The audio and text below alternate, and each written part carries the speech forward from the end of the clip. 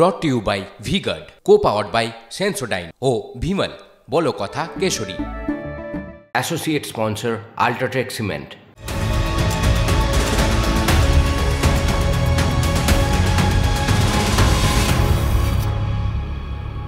তৃণমূলের নাকি একটাই পোস্ট, তিনি হলেন মমতা বন্দ্যোপাধ্যায়, বাকিরা সব ল্যাম্প পোস্ট। এ রাজ্যের প্রদেশ কংগ্রেসের ক্ষেত্রে কিন্তু একই প্রযোজ্য। একটাই পোস্ট হচ্ছে প্রদেশ কংগ্রেসের, তিনি হলেন অধীর রঞ্জন চৌধুরী, বাকিদের সেরকম কোনো অস্তিত্ব নেই। এই অধীর রঞ্জন চৌধুরী বাংলার এই লোকসভা নির্বাচনে যে লড়াইটা চালাচ্ছেন, সেখানে দাঁড়িয়ে তাকে শুনতে হলো তিনি যদি হাইকমান্ডের নির্দেশ না মানেন তাকে, তাহলে বেরিয়ে যেতে পারেন। তার কাছে এটা সত্যি অপমানের জায়গা। তিনি কিভাবে এটাকে নিচ্ছেন? এটা কি কোনো ভোটের কৌশল? কেন খাড়গে এই কথাটি বললেন? কোন সময়ে বললেন খাড়গে? এই সব কিছু নিয়েই আমরা আজকে পুঙ্খানুপুঙ্খ আলোচনা করব, কাটাছেঁড়া করব যে এই প্রদেশ কংগ্রেস এবং হাইকমান্ডের মধ্যে কোন সমীকরণে তারা এগোতে চাইছে। আমার সঙ্গে রয়েছে আমার সহকর্মী জ্যোতির্ময় কর্মকার। জ্যোতি, তুই দীর্ঘদিন ধরে দিল্লিতে সাংবাদিকতা করছিস, আর এই নির্বাচনটা দিল্লিরই লড়াই। তা এই দিল্লির আবহাওয়াটা, মানে আমরা আলোচনার আগে একটু বুঝে নিতে চাই, দিল্লির আবহাওয়াটা কীরকম বুঝতে পারছিস? দেখ, যখন নির্বাচন যে সময় শুরু হচ্ছিল, সেই নির্বাচন শুরুর সময়তে প্রাথমিকভাবে একটা মনে হয়েছিল যে বিজেপি এবার একক সংখ্যাগরিষ্ঠতা নিয়ে যে ক্ষমতায় আসছে তা নিয়ে কোনো সন্দেহ নেই।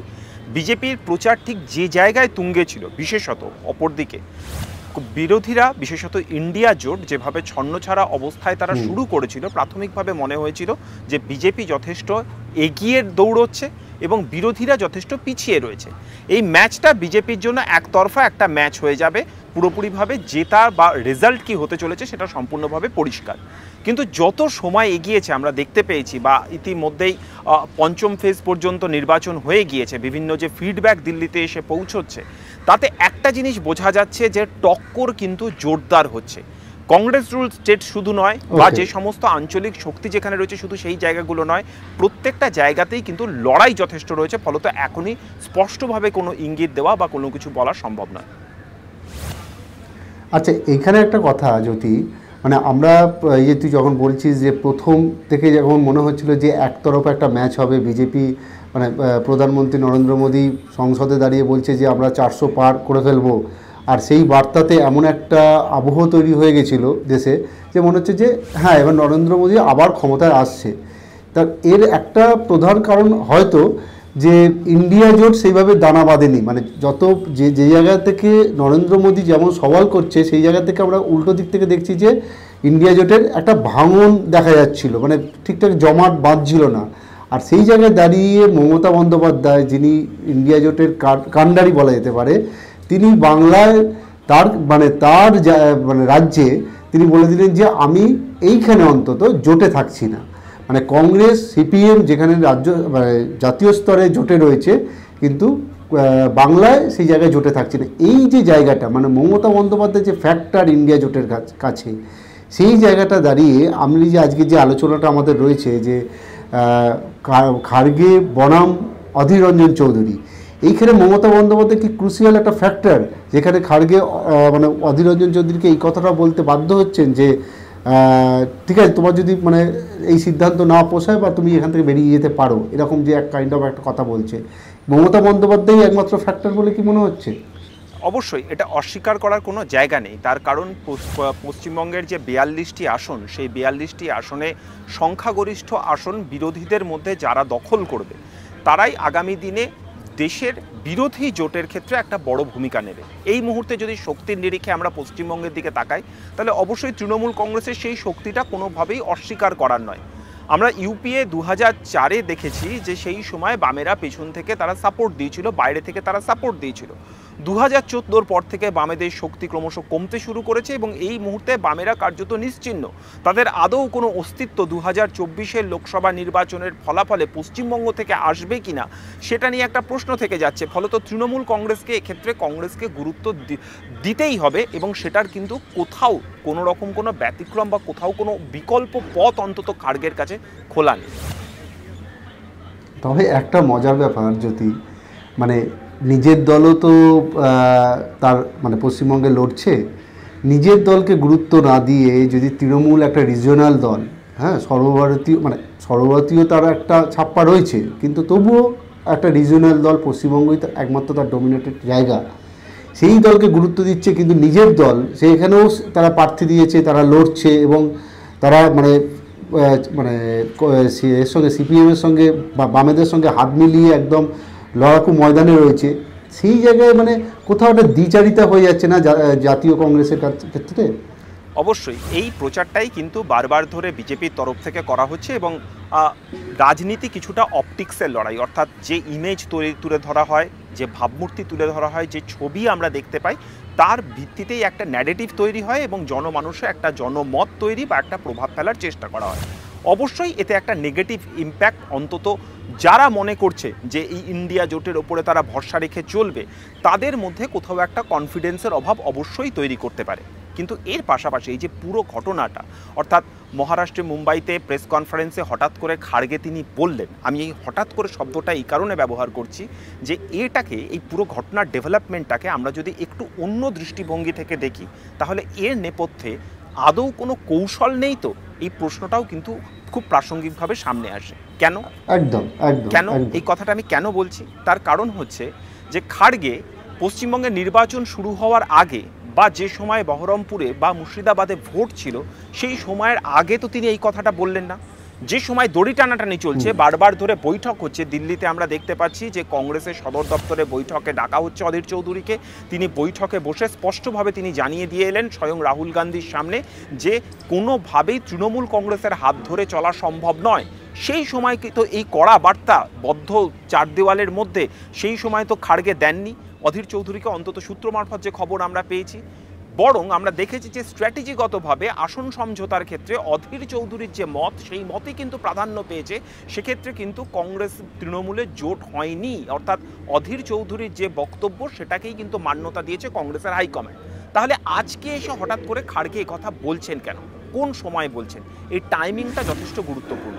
খাড়গে বলছেন ঠিক সেই সময় যখন বহরমপুরে ভোট হয়ে গেছে, যখন মুর্শিদাবাদে ভোট হয়ে গেছে, মালদায় ভোট হয়ে গেছে, যে জায়গাগুলিতে কংগ্রেসের স্ট্রং বেল্ট, সেই জায়গার ভোট অলরেডি হয়ে গেছে। এবার দক্ষিণবঙ্গের ভোট, যেখানে কংগ্রেসের সাপোর্ট হয়তো গুরুত্বপূর্ণ ভূমিকা নিতে পারে, কিন্তু কংগ্রেসের প্রার্থী জিতে আসার সম্ভাবনা নেই। প্রয়োজন তৃণমূলকে কংগ্রেসের অবশ্যই রয়েছে আগামী দিনে যদি বিজেপি বিরোধী সরকার প্রতিষ্ঠা করতে হয়। ফলত মমতা বন্দ্যোপাধ্যায়কে দরকার, এবং সেই দরকারের যে প্রয়োজনীয় বার্তাটা সেটা মমতা বন্দ্যোপাধ্যায়কে খাড়গে খুব স্পষ্টভাবে দিয়ে দিলেন। অপর দিক থেকে বলা যেতে পারে একটু হয়তো আমরা অধীরদার প্রতি বা প্রত্যেক নেতার প্রতি সম্মান রেখেই আমরা বলতে বাধ্য হচ্ছি যে বাংলায় একটা প্রবাদ আছে যে ঝিকে মেরে বউকে শাসন করা। এক্ষেত্রে ঘটনাটা ঠিক কিছুটা সেরকম, যে ঘরের লোককে কিছুটা শাসন করে তিনি বার্তা দিয়ে দিলেন মমতাকে যে আমি পাশে আছি। পরবর্তী ডেভেলপমেন্টটা আমাদের ভবিষ্যতের দিকে নজর রাখতে হবে। এটা খুব ইন্টারেস্টিং একটা মানে ন্যারেটিভ তুই প্রেজেন্ট বললি, কিন্তু এখান থেকেও একটা জিনিস বিষয় দাঁড়িয়ে যায়, মানে এখনও দু দফার ভোট বাকি আছে, কংগ্রেস বাম একসঙ্গে লড়ছে। যদি এই বার্তা, যদি এটা যদি কৌশল হয়ে থাকে হাইকমান্ডের কাছে, তাহলে এটা ঠিক যে এই মানে খাড়গের এই বক্তব্যের পর আমরা দেখেছি যে এই পশ্চিমবঙ্গের কংগ্রেসের নিচুতলা কর্মীদের মধ্যে একটা বিক্ষোভ মানে ক্ষোভ জমা হয়েছিল, উষ্মা তৈরি হয়েছিল। তা এবার এরা যখন কংগ্রেস যখন বামেদের সঙ্গে জোট করছে, বাম যখন একসঙ্গে লড়ছে, তাহলে কোথাও বাম কি মানে বলির পাটা হয়ে যাচ্ছে, মানে কোথাও তো কংগ্রেসের ভোটটা তো বামে শিফট করবে। হ্যাঁ, তাই এখানে কি বলির পাটা হয়ে যাবে বামেরা, কি মনে হচ্ছে? অবশ্যই এই প্রশ্নটাও খুব স্বাভাবিকভাবেই আসছে। আমি যে টাইমিংয়ের কথা বলছিলাম, এই জন্যই টাইমিংটার কথা বলছিলাম। অধীর চৌধুরী নেতা হিসেবে বাংলার প্রদেশ কংগ্রেসে তার নেতৃত্বের বিকল্প এই মুহূর্তে কিন্তু কেউ নেই। প্রদেশ কংগ্রেসের অভ্যন্তরে এটা প্রদেশ কংগ্রেসের একটা চিরাচরিত একটা ধারা যে যখনই কোনো একজন নেতৃত্ব খাড়া হয় তার একটা বিরুদ্ধ গোষ্ঠী থাকে, তারা বরাবর তারা দিল্লিতে তলব করেন। অনেক নেতা তলায় তলায় তারা দিল্লিতে আসেন, অধীর চৌধুরীর বিরুদ্ধে তারা প্রচুর অভিযোগ তারা 10 জনপথে জমা দিয়ে গেছেন, একাধিক চিঠি তারা দিয়ে গেছেন, তারা বৈঠক করে গেছেন। কিন্তু আমরা দেখেছি অধীর চৌধুরী কিন্তু তার পদে বহাল তবিয়াতে রয়েছেন। এটার কারণ শুধুমাত্র সোনিয়া গান্ধী, রাহুল গান্ধী, প্রিয়াঙ্কা গান্ধী অধীর চৌধুরীকে পছন্দ করেন, তা নয়। তার কারণ অধীর চৌধুরীর মতো এই ধরনের সাংগঠনিকভাবে দক্ষ নেতা, মাঠে পড়ে থাকা লড়াকু নেতা এই মুহূর্তে অন্তত প্রদেশ কংগ্রেসে ব্যতিক্রমী কেউ নেই, বা তার বিকল্প হিসেবে এই মুহূর্তে কেউ নেই। স্বাভাবিকভাবেই সেয়ান অধীর চৌধুরীকে যখন মল্লিকার্জুন খাড়গে অ্যাটাক করছেন, যে মল্লিকার্জুন খাড়গে 2024-এর লোকসভা নির্বাচনে সারা দেশ জুড়ে প্রচারে যাচ্ছেন, অথচ বাংলার মাটিতে পা রাখেননি, ঠিক নির্বাচন চলাকালীন সেই অধীর চৌধুরীকে যখন তিনি আক্রমণ করছেন, নিচু তলার কর্মীদের মধ্যে ক্ষোভ অবশ্যই তৈরি হবে।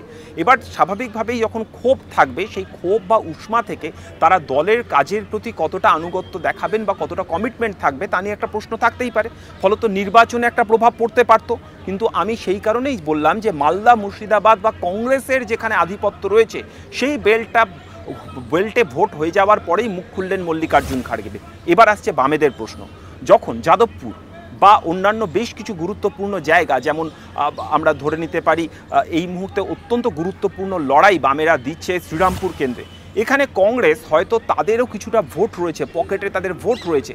যখন কংগ্রেস নেতৃত্বের মধ্যে, নিচুতলার কর্মীদের মধ্যে এই ধরনের একটা বার্তা যদি যায়, তাহলে বামেদের কাছে কতটা ভোট শিফট হবে সেটা কিন্তু শুধুমাত্র এই খাড়গের বক্তব্যের ওপর নির্ভর করবে তা না। তার পাশাপাশি আরেকটা কথাও বলবো যে এটা কিন্তু একটা সম্পূর্ণ অন্য সমস্যা। আমরা 2016 নির্বাচন থেকে যদি দেখি যে যখন থেকে বাম কংগ্রেস ধাপে ধাপে বিভিন্ন সময় পর্যায়ক্রমে তারা কখনো কাছে এসছে, দূরে গেছে, বরাবরই এই সমস্যাটা দেখা গিয়েছে যে বামেদের ভোট কংগ্রেসে যাচ্ছে কিন্তু কংগ্রেসের ভোট বামেদের কাছে আসছে না। ফলত এটা একটা সম্পূর্ণ আলোচনার অন্য বিষয়বস্তু বা সম্পূর্ণ একটা অন্য ধারা। আমার অন্তত মনে হয় না যে খাড়গের এই বক্তব্যের জন্য অন্তত নির্বাচনে কংগ্রেস কর্মীরা হতোদ্যম হয়ে পড়বেন এবং সেক্ষেত্রে বামেদের ভোটে কোথাও প্রভাব পড়তে পারে। যদি বামেদের ভোটে যদি প্রভাব পড়ে তাহলে অবশ্যই চিরাচরিত যে সমস্যাটা হয়ে আসছে যে কংগ্রেসের ভোট বামেদের দিকে শিফট হচ্ছে না, সেই সমস্যার কারণেই হয়তো হতে পারে, যেটা সাংগঠনিক সমস্যা বা নেতৃত্বের সমস্যা। বেশ, এই কথাটা বোঝা গেল, কিন্তু এটাও আরেকটা বিষয় দেখার যে যদি খাড়গে এমন একটা টাইমে, মানে টাইমটাকে বেছে নেয় যে আমি যে সময়টা বলছি, যে সময় অধীর রঞ্জন চৌধুরীর ভোট শেষ হয়ে গিয়েছে বা কংগ্রেসের আর যেসব পকেটগুলো রয়েছে সেগুলোর মোটামুটি ভোট শেষ হয়ে গেছে, আর কোনো চাপ নেই, মানে আমি সাপও মারছি লাঠিও ভাঙছি না, এই জায়গায় যদি দাঁড়ায়, কিন্তু এটা তো একটা নির্বাচন গেল, কিন্তু এর তো সুদূরপ্রসারী একটা প্রভাব রয়েছে। আমরা 2024-এই তো আমাদের শেষ হবে না, আমাদের 2026-এ যখন হবে তখন আরও একটা বড় পশ্চিমবঙ্গের দিক থেকে একটা খেলা থাকবে। সেই জায়গায় যখন অধীর রঞ্জন চৌধুরীকে এইরকমভাবে আক্রমণ করছে হাইকমান্ড, সেটা কি কোথাও আমি বলছি যে সার্বিকভাবে যতটুকু পশ্চিমবঙ্গে কংগ্রেসের অস্তিত্ব রয়েছে সেটা কি একটা কোথাও প্রশ্নের মুখে পড়ে যাচ্ছে না বারবার? একদমই। যদি আমরা এটাকে একটা কৌশল হিসেবেও ধরে নিই, যেখান থেকে আমরা আলোচনাটা শুরু করেছিলাম, যদি আমরা এটাকে ধরে নিই যে মল্লিকার্জুন খাড়গে বা হাইকমান্ডের একটা কৌশল, তারা একটা সুনির্দিষ্ট টাইমিংকে বেছে নিয়েছেন, তাতেও অন্তত রাজনীতির পরিভাষায় এই কৌশলকে কখনোই কোনো পজিটিভ কৌশল বলা চলে না। ব্যক্তি অধীর চৌধুরী তিনি কে? তিনি শুধু অধীর চৌধুরী, তিনি মমতা বন্দ্যোপাধ্যায়ের বিরোধিতা করছেন, মমতা বন্দ্যোপাধ্যায় বা তৃণমূল কংগ্রেসের সমর্থন কংগ্রেসের প্রয়োজন, সেই কারণে তারা অধীর চৌধুরীর বিরুদ্ধে প্রকাশ্যে মুখ খুললেন। এটা শুধুমাত্র তা নয়, ব্যক্তি অধীর চৌধুরী তিনি গত 5 বছর ধরে কংগ্রেসের লোকসভার নেতা হিসেবে কাজ করেছেন, দেশের পার্লামেন্টে বিরোধিতার মূল মুখ হিসেবে তিনি কাজ করেছেন, যখন রাহুল গান্ধী সেই দায়িত্ব বারবার ধরে কংগ্রেস সাংসদের আর্জি সত্ত্বেও নেননি।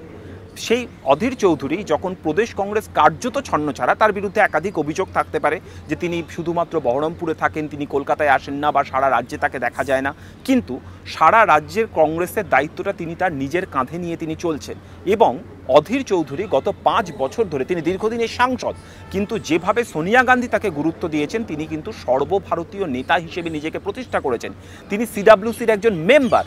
ফলত সেখানে দাঁড়িয়ে যখন তিনি একটা প্রকাশ্য সাংবাদিক বৈঠকে কংগ্রেস সভাপতি বলছেন যে তিনি তো নীতি নির্ধারণের কেউ নন, তিনি তো বাইরে তিনি রয়েছেন, তাকে দলের নির্দেশ ফলো করতে হবে, নাহলে তিনি বেরিয়ে যেতে পারেন, তিনি কিন্তু আদতে দলের শুধুমাত্র একজন নেতার বিরুদ্ধে বলছেন না, কোথাও তিনি নিজে কংগ্রেস সভাপতি হয়ে দলীয় ডিসিপ্লিনকে প্রশ্নের মুখে দাঁড় করিয়ে দিচ্ছেন। আর অবশ্যই তুই যে কথাটা বললি সেটা অত্যন্ত গুরুত্বপূর্ণ একটি কথা, যে একটা নির্বাচন শেষ নয়, কংগ্রেস কর্মীরা বিশেষত যেখানে ঘর ভাঙাচোরা থাকে সেখানে কিন্তু আরও দায়িত্বশীল হতে হয়। যখন প্রদেশ কংগ্রেস তারা অলরেডি ব্যাকফুটে রয়েছে, যখন অস্তিত্বের সংকট, তখন হাইকমান্ড থেকে লাগাতার অধীর চৌধুরীর বিরুদ্ধে যদি এই বার্তা আসতে থাকে তাহলে নিচুতলার কর্মীদের কোনোভাবেই ধরে রাখা সম্ভব হবে না। অধীর চৌধুরী যে কথাটা বলছেন তার রাজনীতির যে ন্যারেটিভটা সেটা ঠিক কি ভুল সেটা সম্পূর্ণভাবে অন্য আলোচনার বিষয় হতে পারে, কিন্তু যেটা গুরুত্বপূর্ণ বিষয়, গত 5 বছর বা গত 10 বছর ধরে লাগাতার তৃণমূলের বিরুদ্ধেই রাজ্যে কংগ্রেস লড়ছে। আজ লোকসভা নির্বাচনের বাধ্যবাধকতার খাতিরে রাতারাতি যদি অধীর চৌধুরী অন্যদিকে দাঁড়ান তাহলে যে কর্মীরা তার মার খেয়েছিল, যারা পঞ্চায়েত নির্বাচনে যার পরিবার খুন হয়েছে, তাদেরকে তিনি হাত ছাড়তে পারবেন না বা তিনি সংগঠন ধরে রাখতে পারবেন না, তারও কিন্তু একটা পাল্টা বক্তব্য রয়েছে। এবং আমি যে কথাটা বললাম যে তার এই বক্তব্যটা লোকসভা নির্বাচনে যখন প্রার্থী বাছাই হচ্ছিল এই হাইকমান্ডে কিন্তু মান্যতা দিয়ে তারা পশ্চিমবঙ্গে তৃণমূলের হাত ধরেনি, অর্থাৎ কোথাও কিন্তু প্রচ্ছন্ন শিলমোহর ছিল। সেই সময় কংগ্রেসের প্রথম সারি নেতাদের সঙ্গে কার্যত প্রত্যেক দিন আমরা কথা বলতাম সাংবাদিকরা যে কি হতে চলেছে। তাদের কথা থেকে যেটা আমরা খুব ধীরে ধীরে যে আঁচটা আমরা বুঝেছি যে হাইকমান্ড মুখে এক কথা বলছে বা প্রকাশ্যে তারা এক কথা বলছে যে মমতার সঙ্গে তারা হাত ধরতে চায়, কিন্তু ভেতরে ভেতরে আদতে তারা অধীর চৌধুরীর বক্তব্যের ওপরেই আস্থা রাখছে। ফলত যে পথে অধীর চৌধুরী চলছেন সেই পথটাতে কোথাও হাইকমান্ডের শিলমোহর ছিল না এমনটা কিন্তু প্রার্থী বাছাইয়ের প্রক্রিয়া থেকে দেখা যায়, স্পষ্টভাবে বোঝা যাচ্ছে না। ফলত স্বাভাবিকভাবেই এর একটা সুদূর প্রসারী প্রভাব অবশ্যই থাকবে, দলের অভ্যন্তরে থাকবে, রাজ্যে যারা কংগ্রেস মানসিকতা নিয়ে রাজনীতি করেন তাদের মধ্যে থাকবে, এবং অবশ্যই যে বিরোধী পরিসর সেখানেও কিন্তু একটা অনাস্থার জায়গা তৈরি করবেন। কারণ যে ব্যক্তি নিজেই কথাটি বলছেন তিনি শুধুমাত্র কংগ্রেসের সভাপতি নন, তার পাশাপাশি ইন্ডিয়া জোটের গুরুত্বপূর্ণ মুখ, তাকে মমতা প্রধানমন্ত্রী মুখ করতে চেয়েছিলেন। ফলত সামগ্রিকভাবে বিরোধী পরিসরে কিন্তু একটা বড়সড় অচলাবস্থার জায়গা তৈরি করতে পারে মল্লিকার্জুন খাড়গের এই বক্তব্য।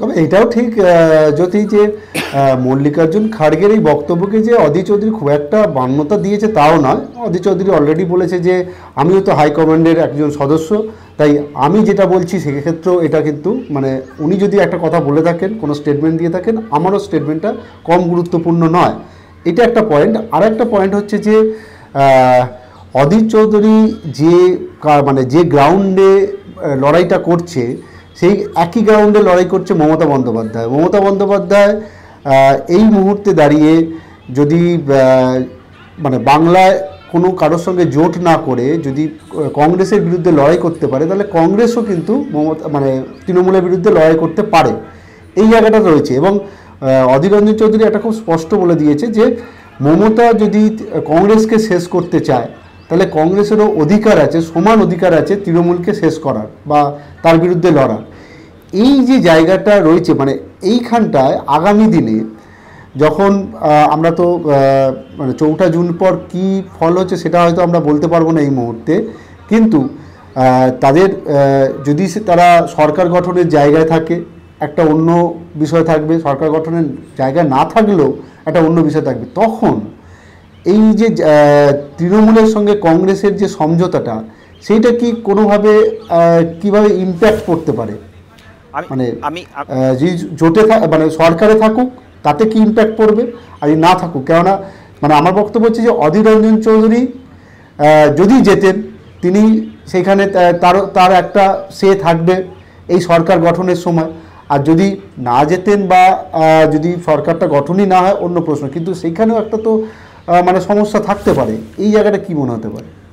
এখন আমরা এক্ষেত্রে যে উত্তরই দেব সেটা একেবারে ধরে নেওয়া উত্তর বা হাইপোথেটিক্যাল হয়ে যাবে, তার কারণ কি হতে চলেছে ভবিষ্যতে, ইকুয়েশন কি হবে।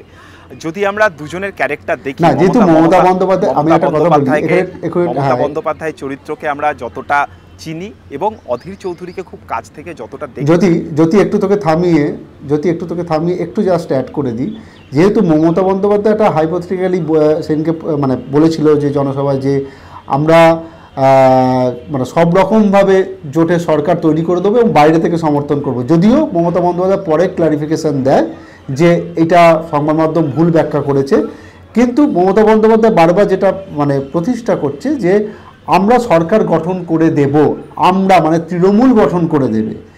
এই জায়গাটায় যদি অধীর রঞ্জন চৌধুরীর পরবর্তীকালে এই এবার তুই যেটা বলতে চাইছিস সেই বক্তব্যটা তখন কী জায়গায় দাঁড়াবে, অধীর রঞ্জন চৌধুরী যদি মানে খণ্ডন কিভাবে করবে মমতা বন্দ্যোপাধ্যায়? স্বাভাবিকভাবে যে প্রশ্নটা আসছে সেটা হচ্ছে যে আগামী দিনে মমতা বন্দ্যোপাধ্যায় ইন্ডিয়া জোটের নির্ণায়ক ভূমিকা তিনি নেবেন বলে দাবি করছেন, এবং যদি আগামী দিনে বিরোধীদের সরকার প্রতিষ্ঠা হওয়ার মতো একটা জায়গায় আসে, তাহলে মমতা বন্দ্যোপাধ্যায়ের এই নির্ণায়ক ভূমিকা নেওয়ার ক্ষেত্রে কোথাও অধীর চৌধুরী কাঁটা হিসেবে সামনে আসবেন কিনা।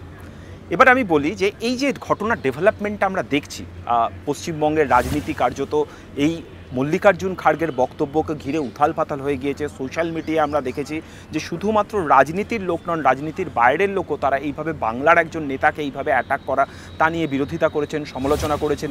বিজেপির হাতে একটা অস্ত্র এসে গেছে, বিজেপি স্বাভাবিকভাবেই আক্রমণ করছে। তৃণমূলের হাতেও একটা অস্ত্র এসে গেছে, তৃণমূল অধীর চৌধুরীর নেতৃত্ব নিয়ে প্রশ্ন তুলছে, তার গুরুত্ব নিয়ে প্রশ্ন তুলছে। কিন্তু এই যে ডেভেলপমেন্টটা, এটা কিন্তু ভারতের রাজনীতিতে নতুন কোনো ঘটনা নয়, বাংলার রাজনীতিতে অবশ্যই একটা অন্য রকমের একটা ডেভেলপমেন্ট আমরা দেখছি। যদি আমরা কেরলের রাজনীতির দিকে তাকাই, এই কংগ্রেস এবং বামেরা তারা দিল্লিতে অত্যন্ত গুরুত্বপূর্ণ সহযোগী। যদি আমরা ইন্ডিয়া জোটের মিটিংগুলো আমরা দেখি, আমরা ছবিগুলো যদি একটু মনে করার চেষ্টা করি, প্রত্যেকটা ছবিতে আমরা দেখব যে রাহুল গান্ধীর একেবারে পাশে বসে রয়েছে সীতারাম ইয়েচুরি। দিল্লিতে আমরা যারা সাংবাদিকতা করি, একটা কানাঘুষো চলে যে রাহুল গান্ধীর মূল মন্ত্রণাদাতা হচ্ছেন সীতারাম ইয়েচুরি, কারণ বিভিন্ন সময় দেখা যায় যে তিনি কানে কানে কথা বলছেন রাহুল গান্ধীর সঙ্গে। রাহুল গান্ধী নাকি সীতারাম ইয়েচুরির কথা শুনে সব থেকে বেশি চলে। সেই রাহুল গান্ধী তিনি ওয়েনারে গিয়ে ভোটে দাঁড়াচ্ছেন, আর সীতারাম ইয়েচুরি তিনি সেই কেরলের মাটিতে দাঁড়িয়েই সেই কংগ্রেসের তিনি বিরোধিতা করছেন। কোথাও কিন্তু সেক্ষেত্রে দাঁড়িয়ে দুটি রাজনৈতিক দলের তাদের পলিটিক্যাল পথ চলার বা ভাবনা চিন্তার ম্যাচুরিটিটা এই জায়গাতে কোথাও কিন্তু জাতীয় রাজনীতিতে তাদেরকে পাশাপাশি হাঁটার ক্ষেত্রে এই পুরো ঘটনাটা বা রাজ্যের যে বাধ্যবাধকতা, সেটা কিন্তু জাতীয় রাজনীতিতে পাশাপাশি চলার ক্ষেত্রে কোথাও প্রতিবন্ধকতা তৈরি করেনি। স্বাভাবিকভাবেই কেরলের এই থিওরি দিয়ে আমরা যদি পশ্চিমবঙ্গকে বিচার করার চেষ্টা করি, তাহলে কখনোই আমরা এই অঙ্কটা বুঝতে পারবো না। কেন বুঝতে পারবো না? কারণ কেরলের মাটিতে লড়াইটা শুধুমাত্র বাম আর কংগ্রেসের মধ্যে, সেখানে বিজেপি এখনও পর্যন্ত নেগলিজেবল ফোর্স। পশ্চিমবঙ্গের ক্ষেত্রে কি হচ্ছে, যখন তৃণমূল আর কংগ্রেসের মধ্যে বা এক্ষেত্রে অধীর চৌধুরীর মধ্যে এই লড়াইটা হচ্ছে, তার ফায়দাটা কিন্তু নিয়ে চলে যাচ্ছে বিজেপি। অর্থাৎ এক্ষেত্রে কিছুটা সতর্কভাবে অবশ্যই চলতে হবে এক্ষেত্রে দুটি রাজনৈতিক দলকেই। অবশ্যই পরবর্তী ক্ষেত্রে কি হবে আমাদের নজরটা সেদিকে থাকবে, কিন্তু যেটা গুরুত্বপূর্ণ বিষয় তা হচ্ছে যে পশ্চিমবঙ্গের মাটিতে যদি মমতা বন্দ্যোপাধ্যায় এবং অধীর চৌধুরীর মধ্যে আগামী দিনে এই সংঘাত আরও বেশি তীব্রতর হয়, জাতীয় রাজনীতিতে অবশ্যই তার প্রভাব পড়বে। শুধুমাত্র অধীর চৌধুরীর কারণে মমতা বন্দ্যোপাধ্যায় তিনি কোনো বিকল্প সরকার প্রতিষ্ঠায় গুরুত্বপূর্ণ ভূমিকা নেবেন কি নেবেন না তা কিন্তু সময় বলে দেবে। কিন্তু যেটা গুরুত্বপূর্ণ কথা তা হচ্ছে পশ্চিমবঙ্গের মাটিতে তার একটা সুদূর প্রসারী প্রভাব পড়বে, কারণ এখানে প্রতি মুহূর্তে একটা সুযোগ সন্ধানী ফোর্স হিসেবে এবং এই মুহূর্তে যথেষ্ট যাদের গুরুত্ব রয়েছে, একেবারে জমিতে গুরুত্ব রয়েছে, তেমন একটা শক্তি বিজেপি এখানে তৈরি করে ফেলেছে। ফলত তারা কিন্তু সেই সুযোগটা এখানে নেবে। ফলত আগামী দিনে জাতীয় রাজনীতিতে কি হবে, মমতা বন্দ্যোপাধ্যায় অধীর চৌধুরী, সেটা আমাদের ভবিষ্যতের জন্য তাকাতে হবে। কিন্তু এই যে ঘটনার গতি প্রকৃতি আমরা দেখতে পাচ্ছি, তাতে পশ্চিমবঙ্গে কিন্তু অত্যন্ত গুরুত্বপূর্ণ একটা প্রভাব যে পড়তে চলেছে 2026-এর লোকসভা নির্বাচনের আগে। সেখানে কিন্তু একটা বড়সড় একটা কোনো পরিবর্তন আসতে চলেছে, সেটি সেই কথাটার ইঙ্গিত কিন্তু পাওয়া যেতেই পারে। আমি এখানে আরেকটু যোগ করে নিই, কেন বলছি বড়সড় ইঙ্গিতের জায়গা। 2024-এর লোকসভা নির্বাচন যখনই শেষ হয়ে যাবে, এবারে ধীরে ধীরে কয়েক মাসের মধ্যে সরকার প্রতিষ্ঠা হয়ে যাওয়ার পরে পশ্চিমবঙ্গের রাজ্য রাজনীতি এবারে বিধানসভার লড়াইয়ের মোডে চলে যাবে। যখনই চলে যাবে, কংগ্রেসকে একটা স্ট্যান্ড নিতে হবে। তারা যদি আমরা আবারও একটা হাইপোথেটিক্যাল সিচুয়েশনের কথা ভাবি, ধরে নেওয়া যাক দিল্লির মাটিতে এখানে বিকল্প সরকার তৈরি হলো, বিজেপি সরকার থাকলো না, একটা বিকল্প সরকার তৈরি হলো। মমতা বন্দ্যোপাধ্যায়ের সমর্থন নিয়ে সেই সরকার যদি তৈরি হয়, তাহলে 2026-এর লোকসভা নির্বাচনে কংগ্রেস পশ্চিমবঙ্গের মাটিতে দাঁড়িয়ে মমতা বিরোধিতা করতে পারবে কিনা তা নিয়ে একটা বড়সড় প্রশ্ন অবশ্যই থাকবে। আবার যদি দেখা যায় যে না, বিকল্প সরকার তৈরি হচ্ছে না, তাহলে স্বাভাবিক নিয়মেই এই পুরো বিষয়টি কিন্তু চলতে থাকবে। এবং অবশ্যই অধীর চৌধুরী তার রাজনৈতিক ভবিষ্যৎও কিন্তু নির্ভর করবে এটার ওপরে। তার কারণ যতটুকুনি অধীর চৌধুরীকে সামনে থেকে দেখেছি, যতটুকুনি অধীর চৌধুরীর রাজনীতি আমরা দেখেছি, তিনি যেমন একদিক থেকে অত্যন্ত পার্টিম্যান, অর্থাৎ পার্টির প্রতি তার কমিটমেন্ট নিয়ে কোথাও কোনো প্রশ্ন নেই, বারবার তাকে নিয়ে বিভিন্ন ধরনের খবর হয়েছে, কিন্তু তিনি গান্ধী পরিবারের প্রতি, কংগ্রেসের প্রতি যেভাবে আনুগত্য দেখিয়েছেন, সেটা কিন্তু আপাতভাবে প্রশ্নহীন, কিন্তু অপর দিক থেকে তিনি অত্যন্ত জেদি মানুষ।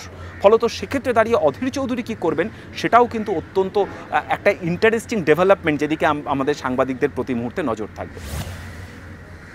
মানে এই যে কথাটা তুই বললি যে অধীর চৌধুরী জেদি মানুষ, আমি এই জায়গাটা আরেকবার মানে বলি যে অধীর রঞ্জন চৌধুরীর কাছে মানে এই মুহূর্তে একটা তো ঠিক যে যতই নিজের ঘরের ছেলেকে বুকে একটা বড় বৃহত্তর স্বার্থের জন্য হাইকমান্ড যে কৌশলই নিক না কেন, কিন্তু কোথাও তো একটা অধীর চৌধুরীর কাছে অপমানের জায়গা তৈরি হয়েছে। এবং পশ্চিমবঙ্গের যেসব কংগ্রেস কর্মী রয়েছে, নিচুতলার কর্মী হোক বা যারা মানে কংগ্রেসের একনিষ্ঠ যারা সদস্য অনুগামী রয়েছে, তাদের ক্ষেত্রেও কিন্তু একটা অপমানের জায়গা মানে এক অংশের ক্ষেত্রে বলা যেতেই পারে যে অপমানের জায়গা তৈরি হয়েছে। অধীর রঞ্জনের এই যে জেতা, বহরমপুর থেকে জেতাটা তাই কতটা চ্যালেঞ্জের হয়ে দাঁড়ালো, তোর কি মনে হয়? না, যখন এই ঘটনাটা ঘটেছে, যখন এই ঘটনার ডেভেলপমেন্টটা হয়েছে, সেই সময় অলরেডি বহরমপুরের ভোট হয়ে গিয়েছে। আমি না সেটাই বুঝতে পারলাম, না আমি সেটা বুঝতে পারলাম, কিন্তু তারও তো একটা আফটার এফেক্টস আছে। মনে করো আজকে যখন আমি কাউকে অপমান করছি, তাহলে আমার কাছে ওই জেতাটা কতটা আমরা মানে আমি এখন আর কিছু করতে পারবো না, অবশ্যই করতে পারবো না, কিন্তু তার কাছে এটা কত আরও প্রেস্টিজ ইস্যু হয়ে গেল। মানে একে ছিল যে আমি তোমায় কিছু বলছি না, তুমি তোমার মতো লড়ছো, আলাদা কথা। তুমি কেন অধীর রঞ্জন চৌধুরী যখন তার ক্যাম্পেনিং করছে, আমরা দেখিনি যে কোনো হাইকমান্ড থেকে মানে জাতীয় স্তরে কোনো নেতা মানে রাহুল গান্ধী হোক, প্রিয়াঙ্কা গান্ধী হোক, কেউ এসে তার ক্যাম্পেনে সহযোগিতা করেছে এরকম আমরা দেখিনি। তাই তার একার লড়াই লড়েছে, সেটা একটা আলাদা ব্যাপার ছিল, কিন্তু তার লড়াই শেষ হওয়ার পর যখন এরকম কথা শুনতে হয়, তখন তার কাছে কতটা আরও বেশি প্রেস্টিজ ইস্যু হয়ে দাঁড়ায়। এটারও সুনির্দিষ্ট কিছু বেশ পলিটিক্যাল পটভূমি রয়েছে। যদি কয়েক মাস পিছিয়ে যাই, যখন ভারত জোড়ো ন্যায়যাত্রা পশ্চিমবঙ্গে প্রবেশ করলো, স্বাভাবিকভাবেই তখন একটা প্রত্যাশার জায়গা ছিল যে ইন্ডিয়া জোট তখন প্রচারে রয়েছে। প্রত্যেকটা দেশের নিউজ পেপারের ফ্রন্ট পেজে প্রত্যেক দিন ইন্ডিয়া জোট কী করছে বা কী করতে চলেছে তা নিয়ে খবর হচ্ছে। বাংলায় প্রবেশ করলো এই সময় ভারত জোড়ো ন্যায়যাত্রা। স্বাভাবিকভাবেই একটা প্রত্যাশা ছিল যে ত্রিপুরার মাটিতে, আসামের মাটিতে যেভাবে প্রতিবন্ধকতা পেতে হয়েছে, বারবার ধরে আটকে দেওয়া হয়েছে রাহুল গান্ধীকে, পশ্চিমবঙ্গে অন্তত মসৃণভাবে বেরিয়ে যাবেন রাহুল গান্ধী। সব থেকে অপ্রত্যাশিত প্রতিবন্ধকতাটা দেখা গেল এই পশ্চিমবঙ্গের মাটিতেই। সেখানে প্রতি মুহূর্তে পদে পদে রাহুল গান্ধীর যাত্রাকে আটকানো হচ্ছে, প্রশাসনিক পারমিশন দেওয়া হচ্ছে না, কখনো বলা হচ্ছে পরীক্ষা চলছে, কখনো সরাসরিভাবে বিক্ষোভের মুখে পড়তে হচ্ছে রাহুল গান্ধীর সেই র্যালিকে। ঠিক এই জায়গাতেই কার্যত এই ঘটনাটা আমি এই কারণে যে উল্লেখ করলাম, দীর্ঘদিন ধরে যে কথাটা অধীর চৌধুরী হাইকমান্ডকে বোঝানোর চেষ্টা করছিলেন, রাহুল গান্ধীকে রাস্তায় রাজপথে রেখে কোনো কথা না বলে অধীর চৌধুরী পশ্চিমবঙ্গের সিচুয়েশনটা কি তিনি কার্যত রাহুল গান্ধীকে বোঝাতে তিনি সমর্থ হয়েছিলেন। ঠিক এই কারণেই হয়তো যখন পরবর্তী ক্ষেত্রে প্রার্থী নিয়ে আলোচনা শুরু হয়, তখন রাহুল গান্ধী মিটিংয়ে ছিলেন, মল্লিকার্জুন খাড়গে মিটিংয়ে ছিলেন, সোনিয়া গান্ধীও মিটিংয়ে এসেছিলেন, অধীর চৌধুরী তার বক্তব্যটা তিনি বোঝাতে সমর্থ হয়েছিলেন। কারণ স্বয়ং রাহুল গান্ধী একদিক থেকে সাধারণ মানুষের মধ্যে, আমি আবারও বলছি, যে জায়গাটা কংগ্রেস বেল্ট, সেখানে কংগ্রেসকে নিয়ে এখনও কতটা মানুষ উচ্ছ্বসিত সেটা তিনি বোঝাতে সমর্থ হয়েছেন। দ্বিতীয়ত যেটা গুরুত্বপূর্ণ বিষয়, কোন প্রতিবন্ধকতার মধ্যে কংগ্রেসকে কাজ করতে হচ্ছে, তৃণমূল তাদের দিল্লির ভূমিকা আর রাজ্যের অভ্যন্তরে তাদের আক্রমণাত্মক ভূমিকা সেটা কোন পর্যায়ে, সেটাও তিনি বোঝাতে সমর্থ হয়েছেন। কিন্তু এরপরে দাঁড়িয়েও যে প্রশ্নটা উঠে আসছে যে সেই কংগ্রেস তারা কোনোভাবে প্রচারে এলো না, হাইকমান্ডের কেউ প্রচারে এলো না, এটাও কিন্তু একটা কৌশল। কেন কৌশল? তার কারণ প্রথম থেকেই মাথায় রাখতে হচ্ছে নির্বাচন পরবর্তী জোটের সমীকরণে এবং দায়বদ্ধতা এবং বাধ্যবাধকতার কথা। মমতা বন্দ্যোপাধ্যায়কে যে কোনো মূল্যে, যে কোনো লড়াইতে, তা সরকারে হোক বা বিরোধী আসনে হোক, মমতা বন্দ্যোপাধ্যায়কে বিরোধী পরিসরে প্রয়োজন, এবং সেই কারণের জন্য মমতার বিরুদ্ধে কোনোভাবেই হাইকমান্ড তারা মুখ খুলবেন না। এই যে পুরো প্রক্রিয়াটা, অর্থাৎ যে প্রচার চলছে, আমি নিজে আমেঠি গেছি, রায়বেরিলি গেছি, প্রিয়াঙ্কা গান্ধীর সঙ্গে বারবার ধরে কথা বলার চেষ্টা করেছি। যখনই তিনি শুনছেন বাংলার সাংবাদিক, তিনিও জানেন যে বাংলার সাংবাদিক যখন, তখন বাংলা নিয়ে প্রত্যাশিতভাবে প্রশ্ন করব, তিনি এড়িয়ে যাচ্ছেন। কারণ বাংলা নিয়ে প্রশ্ন উঠলেই মমতা ব্যানার্জির প্রসঙ্গ উঠবে এবং সেই প্রসঙ্গ তাদের কাছে এই মুহূর্তে অস্বস্তির প্রসঙ্গ। হাইকমান্ড সেই প্রশ্নকে তারা নিতে চাইছেন না। ব্যাপারটা এতটা পর্যন্ত ঠিক ছিল, কিন্তু যে জায়গায় এসে দাঁড়ালো তা হচ্ছে অধীর চৌধুরীকে সরাসরিভাবে অপমান করা। আর ঠিক এই অপমান করার জায়গাতেই অবশ্যই অধীর চৌধুরীর কাছে এবার একদিক থেকে রাজনৈতিকভাবে বহরমপুরের যে ইকুয়েশন এবার আমরা দেখতে পেয়েছি, তাতে যথেষ্ট কঠিন লড়াইয়ের মধ্যে দিয়ে তাকে যেতে হয়েছে। পাশাপাশি যদি তিনি এবার জিতে আসেনও, দলের অভ্যন্তরে সরকারে থাকলে অবশ্যই একরকম, সরকারে না থাকলে আরও বেশি তার নিজের গুরুত্ব সেক্ষেত্রে ভাসিয়ে রাখা, বাঁচিয়ে রাখা, সেটাও কিন্তু তার রাজনৈতিক জীবনের ক্ষেত্রে অত্যন্ত বড় একটা তাগিদ। কারণ তিনি যে পদে ছিলেন, যে কথা আমি বলছিলাম, একাধারে তিনি কংগ্রেসের প্রদেশ কংগ্রেস সভাপতি, অপর দিক থেকে তিনি কংগ্রেসের লোকসভার দলনেতা, তৃতীয়ত তিনি পাবলিক অ্যাকাউন্টস কমিটির চেয়ারম্যান। তিনটি গুরুত্বপূর্ণ পদে কংগ্রেসের কোনো প্রথম সারির নেতা আজ পর্যন্ত থাকেননি, স্বয়ং প্রণব মুখার্জি পর্যন্ত বাংলা থেকে থাকেননি। বাংলার নেতা কেন, দেশের অন্য কোনো নেতারাও এতগুলো পদ, তিনটে গুরুত্বপূর্ণ পদে কোনোদিন থাকতে পারেনি। সেখানে একজন ব্যক্তিকে যখন ইনসাল্ট করা হচ্ছে, তার কাছে অত্যন্ত বড় এটা চ্যালেঞ্জ আগামী দিনে নিজের রাজনৈতিক পরিচয় সম্মান বাঁচিয়ে রাখা। এবং অবশ্যই এক্ষেত্রে আমি তোর কথারই আমি স্বীকৃতি দেব যে এটা অত্যন্ত বড় চ্যালেঞ্জের মুখে এই মুহূর্তে অধীর চৌধুরী পড়ে গেলেন। শুধুমাত্র নির্বাচন জেতা নয়, বরং নির্বাচন পরবর্তী ক্ষেত্রে দলের অভ্যন্তর এবং বাইরে নিজের সম্মান এবং নিজেকে মাথা উঁচু করে চলার যে তাগিদ, সেই তাগিদটা।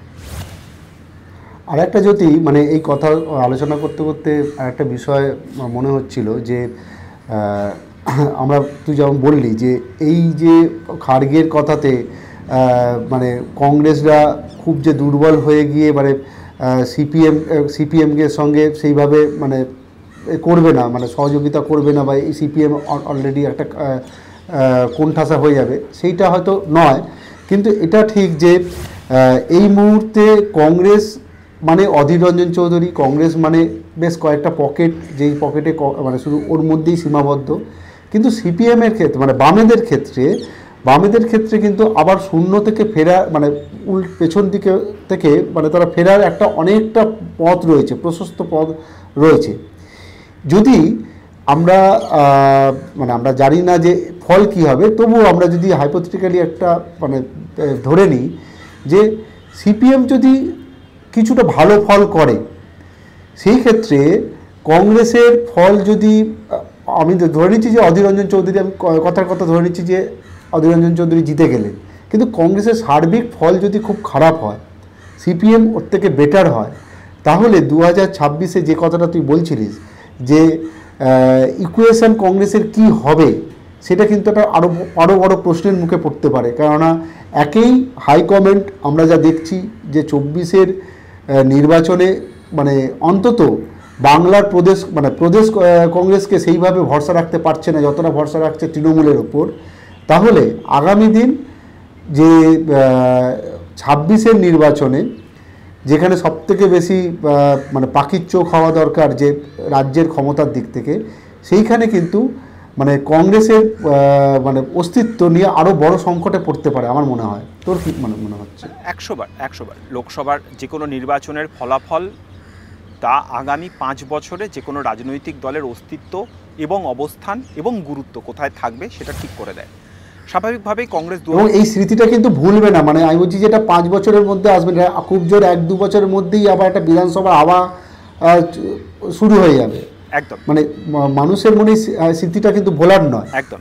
আজকে এই যে বামেদের যে ক্ষয়িষ্ণু শক্তিতে বামেরা পরিণত হয়েছে, আমরা যে আলোচনাটা পশ্চিমবঙ্গের মাটিতে বারবার দেখছি, যেটা আমার থেকে তুই অনেক বেশি ভালো বলতে পারবি, সেটা হচ্ছে যে এবারে মানুষ বলছেন যে বামেদের যে প্রার্থী হয়েছেন, যে নবীন মুখ, গতবার 2021-এর বিধানসভা নির্বাচন আমরা শুনেছিলাম যে অন্যান্য রাজনৈতিক দলের থেকে বামেদের প্রার্থীরা অনেক ভালো, অন্তত যদি তারা শিক্ষিত, তাদের কথা বলা, তাদের ভাবমূর্তি সব কিছু নিরিখে প্রার্থীর বাছাইয়ের ক্ষেত্রে কিন্তু বামেদেরকে মানুষ অনেকটা এগিয়ে রাখছেন। কিন্তু যখন ভোট দিতে যাওয়া হচ্ছে, দেখা যাচ্ছে যে মানুষ তাদের উপরে আস্থা রাখছেন না।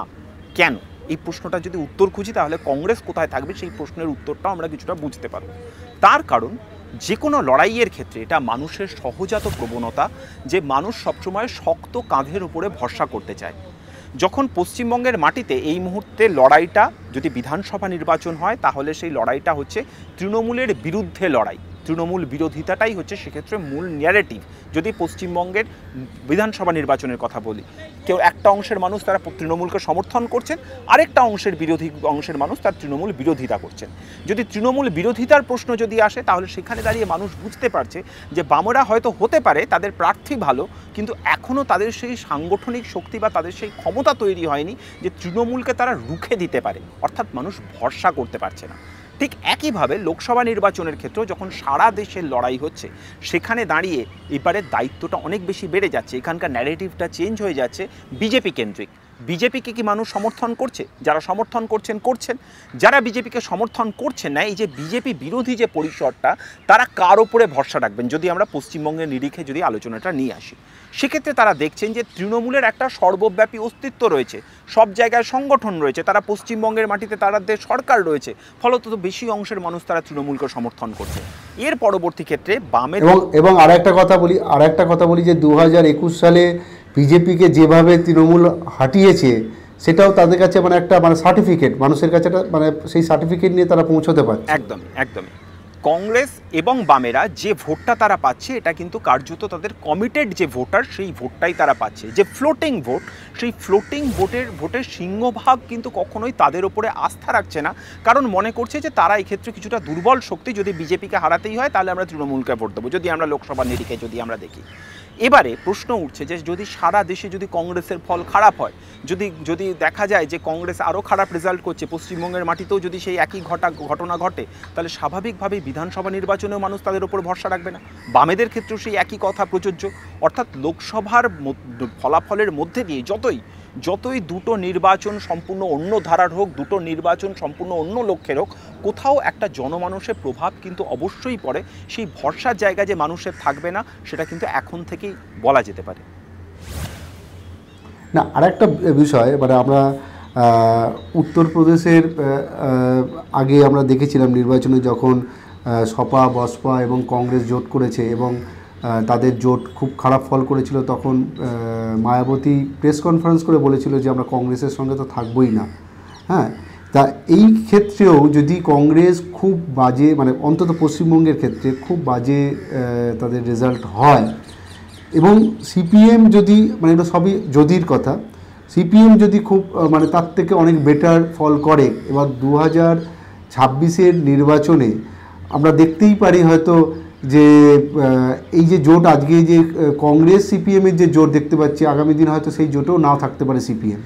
মানে কোথাও মানে এই মানে কোঅর্ডিনেশনগুলো মানে হতেই পারে, কারণ হচ্ছে যে আমরা দেখছি যে মানে হাইকমান্ড যদি জাতীয় কংগ্রেস যদি প্রদেশ কংগ্রেসের উপর ভরসা না রাখতে পারে, তাহলে সেই প্রদেশ কংগ্রেসকে নিয়ে সিপিএম কেন 2026-এ তার মানে বোঝা বহন করে নিয়ে যাবে, এই প্রশ্নটা কিন্তু থাকতে পারে। অবশ্যই হয়তো থাকতে পারে, কিন্তু আরেকটা কথাও এক্ষেত্রে মাথায় রাখতে হবে যে তৃণমূলের ক্ষেত্রে যে সমস্যাটা এক্ষেত্রে রয়েছে, বামেদের ক্ষেত্রে এই সমস্যাটা নেই। তৃণমূলের ক্ষেত্রে সমস্যাটা কি? তৃণমূলের ক্ষেত্রে সমস্যাটা হচ্ছে যে প্রদেশ কংগ্রেসের যিনি মূল নেতা অধীর চৌধুরী, তিনি তৃণমূলের বিরোধিতা করছেন, সেই দলটাকেই আবার দিল্লিতে গিয়ে কংগ্রেসকে সমর্থন করতে হচ্ছে। কিন্তু বাম এবং কংগ্রেস দুজনেরই কমন শত্রু পশ্চিমবঙ্গের মাটিতে তৃণমূল কংগ্রেস, দুজনেরই কমন শত্রু অন্তত জাতীয় রাজনীতির প্রেক্ষিতে বিজেপি। ফলত এক্ষেত্রে যদি সেই সমীকরণের ইঙ্গিতে দেখি, তাহলে অন্তত কংগ্রেসকে তৃণমূলের সঙ্গে যে সম্পর্ক, সেই একই অঙ্কে কিন্তু বা সেই একই ফর্মুলায় কিন্তু আমরা কখনোই বামেদেরকে এক্ষেত্রে ফেলতে পারবো না। এবারে যেটা দ্বিতীয় পার্ট, সেটা হচ্ছে যে যদি রেজাল্ট ভালো হয়, সেই যদি রেজাল্ট ভালো হওয়ার ক্ষেত্রে কিন্তু একটা কথা অবশ্যই উল্লেখ করতে হবে, তা হচ্ছে যে এই মুহূর্তে বাস্তবের যে ডেভেলপমেন্ট, তাতে বামেরা যদি লোকসভা নির্বাচনে ভালো ফলও করেন, এটা আমার অন্তত মনে হচ্ছে যে সেই ভালো ফলটা একটা বা দুটো আসন হয়তো হতে পারে, বা যেটা পরবর্তী ক্ষেত্রে আমি আসন হিসাবে, হ্যাঁ, আমি ভোট পার্সেন্টেজ হিসাবেও দেখতে চাইছি যে যদি ভালো ভোট পার্সেন্টেজও থাকে, যদি ভোট পার্সেন্টেজও যদি তাদের বাড়ে, তাহলে যে ঘটনাটা ঘটতে পারে, তাহলে তাদের কর্মীরা অত্যন্ত চাঙ্গা হবে। যে বামেদের যে কথাটা আমি বলছিলাম, যে বাম কর্মীরা তারা হতোদ্যম হয়ে বসে পড়েছে গত 10 বছর ধরে, তারা হাঁটতে 10 বছরের বেশি সময় তারা হাঁটতে তারা হতোদ্যম হয়ে বসে পড়েছে। তাদের যে পুরনো কর্মীরা যারা একেবারে কমিটেড, তাদের কাঁধের ওপরেই যাবতীয় ভরসা রয়েছে। নতুন ছেলেমেয়েরা আসছে না, পার্টিতে হোল টাইমার তৈরি হচ্ছে না, ওই সৃজন, ওই দীপশিতার পরবর্তী কারা, সেই অংশটার সংখ্যা কিন্তু অত্যন্ত কম। ফলত সেই ক্ষেত্রে একটা স্রোত ঘুরবে, বামেদের এই মুহূর্তে সম্ভাবনার মুখ তারা তৈরি করতে পারছে, যেটা রাজনীতিতে অত্যন্ত পজিটিভ। কোনো রাজনৈতিক দলকে যদি জাজ করতে হয়, তাহলে তার যুব এবং ছাত্র শাখার দিকে তাকাতে হয় যে কারা সেখানে রয়েছে। সেই জায়গায় কিন্তু এই মুহূর্তে সর্বভারতীয় ক্ষেত্রে, অন্তত যদি আমরা পশ্চিমবঙ্গের কথা বলি, বামেরা, কংগ্রেস, তৃণমূল, বিজেপি সব পার্টির থেকে অন্তত কোয়ালিটির নিরিখে তারা এগিয়ে রয়েছে, যদি তাদের যুব এবং ছাত্র শাখার নেতৃত্বের কোয়ালিটির দিকে যদি আমরা তাকাই। কিন্তু তার মানে এটা নয় যে তার নির্বাচনে অত্যন্ত ভালো ফল করবে, সেটা তাদের মানুষের সমর্থন সেক্ষেত্রে সম্পূর্ণভাবে ট্রান্সলেট হয়ে যাবে ভোট বাক্সে, কখনোই তা নয়। কিন্তু একটা সম্ভাবনার জায়গায় তারা রয়েছে। অবশ্যই লোকসভা নির্বাচনে যদি তারা দুটো আসনও যদি তারা বের করে নিয়ে আসতে পারে, তাহলে তাদের কর্মীরা চাঙ্গা হবে। আর যে কথা আমি বলছিলাম, মানুষ শক্ত কাঁধের ওপরে ভরসা রাখতে ভালোবাসে, বা সেটাই মানুষের সহজাত প্রবণতা, বামেদের ওপর মানুষের নির্ভরতা বাড়বে। 2026-এ বামেদের আসন সংখ্যা বাড়ার সম্ভাবনা রয়েছে। কিন্তু এক্ষেত্রেও আবার আরেকটা প্রশ্ন থাকছে যে তাহলে কি যদি দেখা যায় যে লোকসভা নির্বাচনে বামেদের ভোট পার্সেন্টেজ বেড়ে গেল, তাহলে কি বামেরা কংগ্রেসের সঙ্গে দর কষাকষিতে অনেক বেশি আসনে লড়তে পারে? অবশ্যই সেখানে গিয়ে কংগ্রেসের সঙ্গে বামেদের একটা সংঘাতের জায়গা তৈরি হতে পারে, কারণ যে কোনো জায়গায় আসন সমঝোতা হয় সবসময় গত নির্বাচন বা তার আগের নির্বাচনের ফলাফলের নিরিখে। সুতরাং গত নির্বাচন বা তার আগের নির্বাচনের ফলাফল 2021 বা 2016 নির্বাচনের ফলাফল যদি দেখা হয়, বা 2019-এর লোকসভা নির্বাচন যদি দেখা হয়, তাহলে কিন্তু বামেদের রেজাল্ট যেভাবে খারাপ ছিল তার নিরিখে কিন্তু বামেরা কখনোই বেশি আসনে তারা লড়ার দাবিদার হওয়াটা তাদের ক্ষেত্রে খুব একটা যুক্তিযুক্ত দাবি হবে না। আবার যদি ভোট পার্সেন্টেজ বেড়ে যায়, তারা সেই দাবিটা করতে পারে, কিন্তু কংগ্রেস সেই দাবি মানবে কিনা তা নিয়ে একটা প্রশ্ন থাকছে। ফলত বিরোধ তৈরির সম্ভাবনা অনেক ক্ষেত্রে রয়েছে, এবং এক্ষেত্রেও একটা অবশ্যই বিরোধ তৈরি বা সংঘাত তৈরির সম্ভাবনা থাকবেই, যার জন্য ভবিষ্যতের দিকে আমাদের তাকিয়ে থাকতে হবে। ঠিক আছে, আমরা অনেক সম্ভাবনার কথা বললাম, অনেক যদির কথা বললাম। এই সব কিছুই সম্ভাবনা এবং যদি আমরা 4 তারিখেই আমরা বুঝতে পারবো 4 জুনে কী হতে চলেছে। তা এইটা ঠিক যে বিজেপির কাছে বিজেপির পথ চলা এই মুহূর্তে মানে যতটা মসৃণ, কিন্তু কংগ্রেসের পথ চলাটা মানে অন্তত সবাইকে নিয়ে ততটা মসৃণ নয়। তা কি হতে চলেছে আমরা 4 তারিখই দেখতে পাবো। তা আজকে এই মুহূর্তে আমরা ভোটালাপের এই আলোচনা আমরা শেষ করছি, এবং এই ভিডিওটি যদি আপনাদের ভালো লেগে থাকে তাহলে আপনারা লাইক করুন, শেয়ার করুন। আর আপনারা কি মনে করছেন যে এই অধীর রঞ্জন চৌধুরীর সঙ্গে যে খাড়গের যে লড়াই, সেই লড়াইটাকে আপনারা কিভাবে দেখছেন সেটা আপনারা মতামত কমেন্ট বক্সে জানান। আজকের মতো এইটুকুই। Brought to you by V-Guard, co-powered by Sensodyne ও ভিমল বলো কথা Keshari. Associate sponsor Ultratech Cement.